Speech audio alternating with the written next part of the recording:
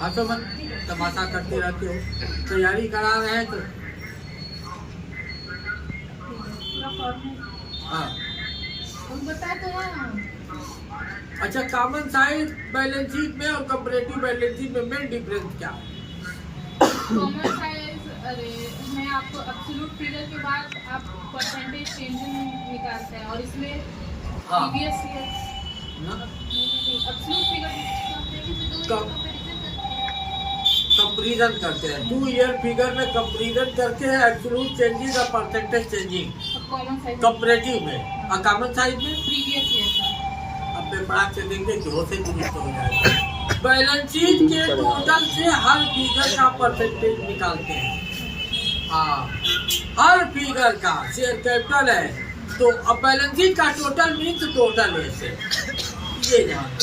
तो total asset से each figure total percentile by total asset, ये इसका मतलब हुआ कि कंपनी की फाइनेंशियल प्रोजेक्ट, कंपनी के पास टोटल एसेट्स कितनी है, उसके कंपैरिजन में उसकी शेयर कैपिटल कितनी है, उसकी लॉन्ग टर्म लायबिलिटी कितनी है, उसकी शॉर्ट टर्म लायबिलिटी कितनी है, उसके पास कैश इन हैंड कितना है, उसके पास करंट एसेट कितनी है, नॉन करंट एसेट कितनी है, टेंजिबल एसेट कितनी है, इनटेंजिबल, सारी चीज को क्या करना, परसेंटाइल करना। किससे?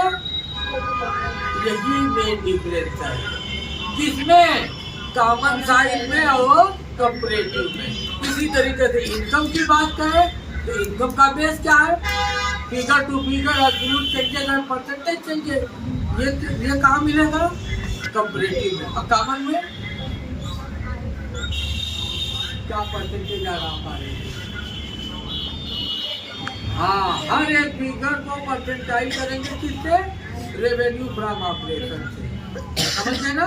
Other income revenue from operation का कितने परसेंट है, रेवेन्यू फ्रॉम ऑपरेशन का कितने परसेंट है, cost of material revenue from operation का कितने परसेंट है ना? Employ and benefit, employ benefit expenses revenue from operation का कितने परसेंट है?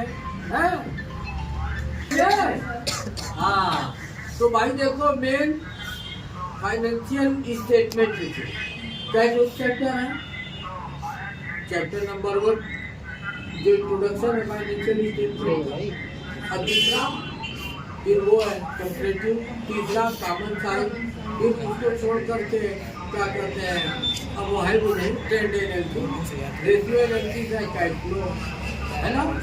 अच्छा, टूल्स ऑफ फाइनेंशियल स्टेटमेंट क्या क्या है भाई? हाँ, चलो प्रिया तुम बताओ।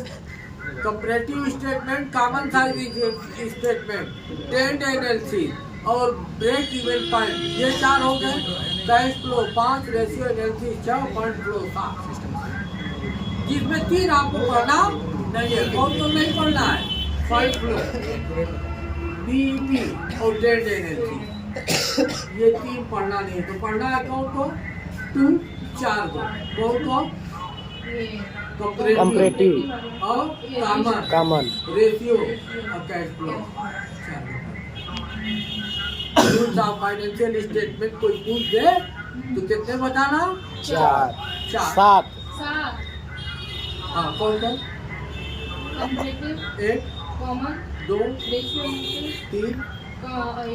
Cash flow. देखो, comparative statement, common size statement, trend analysis और ब्रेक इवन पॉइंट, ये 4 पहले।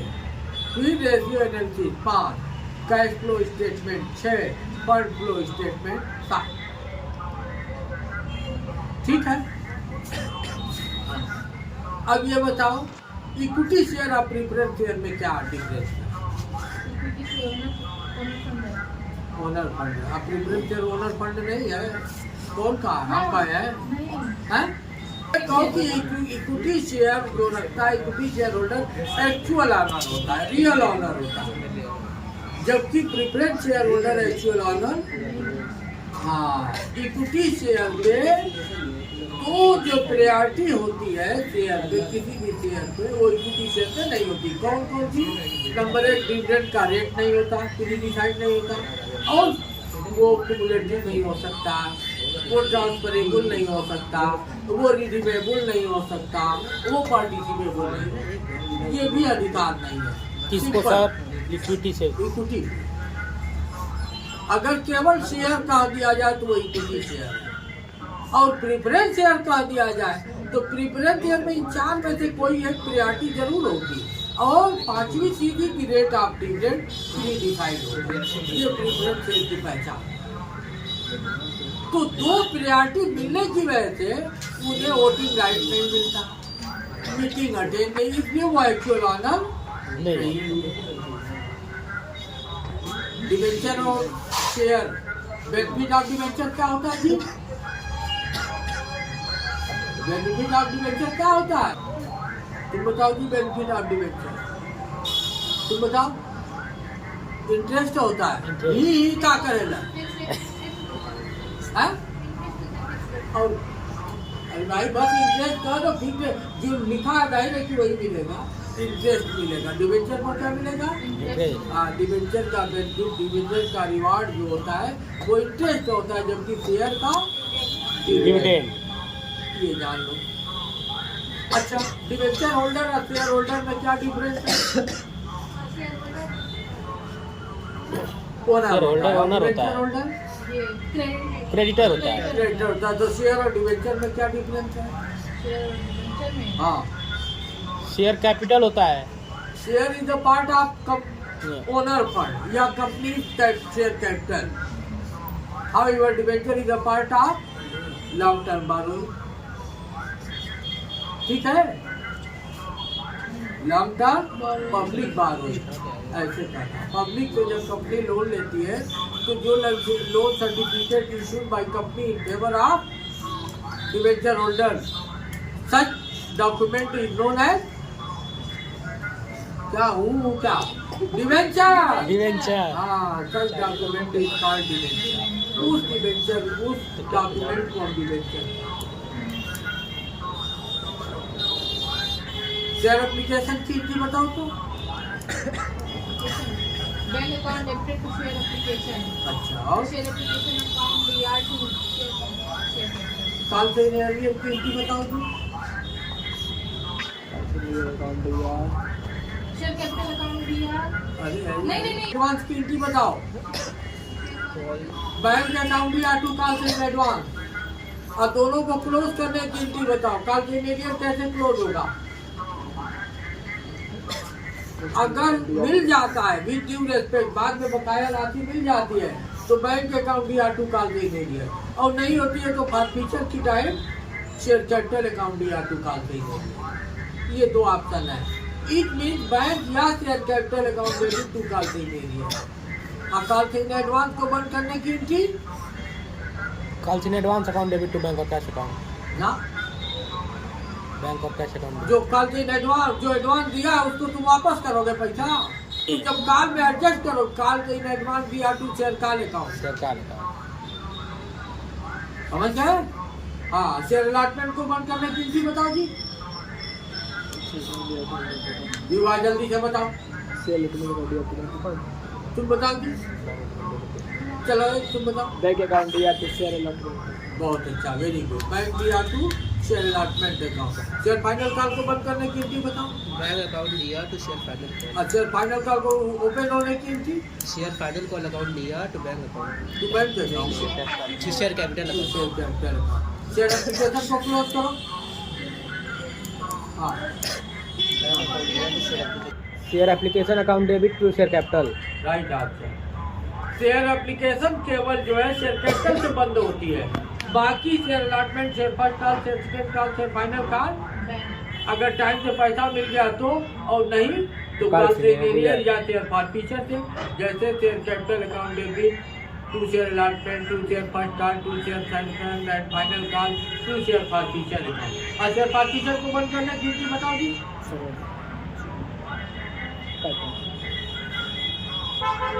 ना पता तुम। शेयर फॉरफीचर को बंद करने की बैंक विधि बताओ। अकाउंट डीआर टू हमने पढ़ा के नहीं होते। तुम बताओ। Share Capital. कैपिटल रिजर्व है, देखो वो सही है। Share partition DR2 capital reserve है, आया समझ में? हाँ ध्यान utilization of security premium, security premium का यूज कहाँ कहाँ हो सकता है?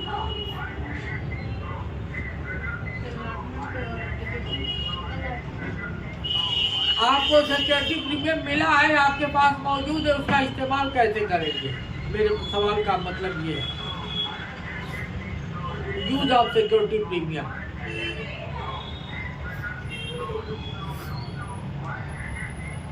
To write off All expenses. Capital expenditure, capital expenses, capital loss like loss on issue of debenture, discount on issue of share, discount on issue of debenture, इसके बाद preliminary expenses और उसके बाद वो किसका क्या कहते हैं कमीशन, निष्ठा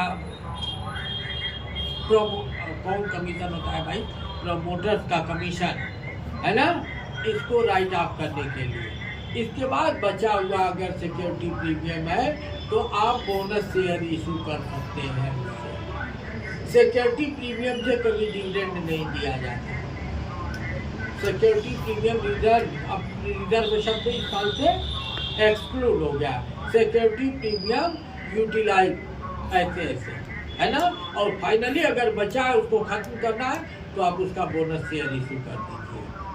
share issue, bonus share issue from security premium, security premium account DR2 bonus to share holder, bonus to share holder account DR2 share capital account, bonus declare from general reserve, general reserve account debit, statement of profit and loss account debit, other revenue reserve account debit, bonus to share holder, bonus to share holder account DR2 share capital account, या to bank account, या to share final call account. कभी इस पर चर्चा करा लेना, ये जो आंसर दिया हो ये कभी मैं बोला नहीं हूँ, लेकिन आप इसको कहीं अक्सर एक क्वेश्चन आपका था, खतरनाक क्वेश्चन था, इसका जरा कॉन्सेप्ट बताइए तो मैं आपको बताऊंगा। जो हिंदी बोल गया हूँ वो रिकॉर्डेड है।